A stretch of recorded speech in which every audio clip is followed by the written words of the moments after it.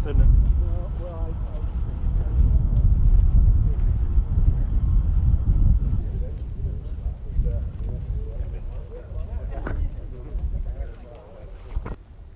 The lava tubes that came into this basin were actually used to drain water away from this. And the Medicine Lake Highlands and the Shield volcano that's down to the south of us, this water used to flow to the Sacramento via the Pitt River.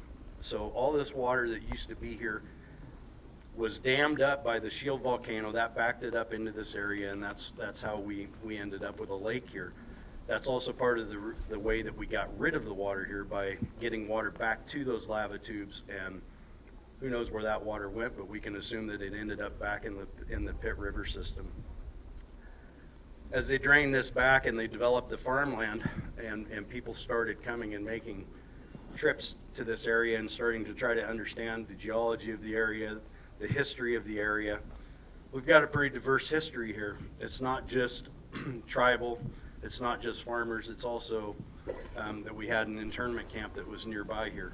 And so this mountain that's behind me used to be part of our family farm, and we traded it to Fish and Wildlife, I don't know, probably 20 years ago that we did that, 25. But there's a lot of history on this wall, and it's a pretty unique spot to look at and then think about what this meant, what this valley is, and how it came to be, and the history that's behind it. And so I'm going to invite you to come up here and look at the wall, and you're going to see, the lava beds, Petroglyphs, is over here at Prisoner Rock on the other side facing to the west.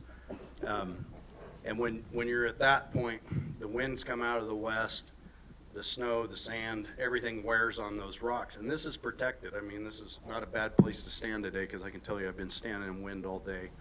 But this is a protected spot. And so a lot of the writing that are on the walls here have been protected by that. And so you see this white that's right behind the speaker here, and that was actually done by an archaeologist that he came and painted it, because when they got here, they were black and white cameras.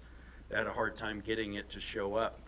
And so they painted it white so that they could make out on pictures, what it actually was on the rocks.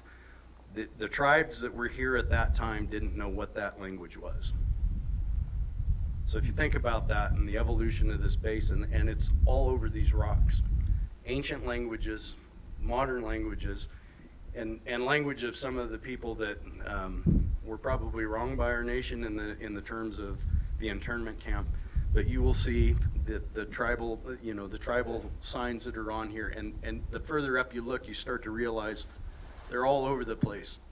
And you'll notice some of these flat rocks that don't really have a ledge right below them.